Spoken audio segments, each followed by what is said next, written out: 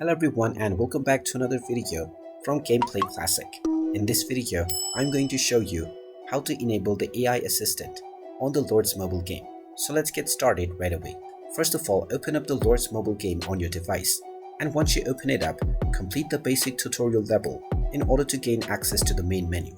Once you gain access to the main menu, you can tap on the gear icon at the bottom right corner of the home page, which will take you into the game menu.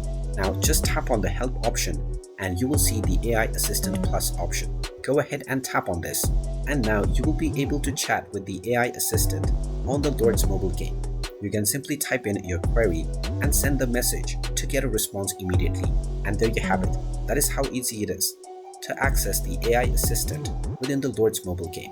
If you find this video helpful, make sure you hit that like button and subscribe to our channel if you haven't done so already. Also ring that notification bell to never miss another update from us. Thank you for watching, and I will see you again in the next video.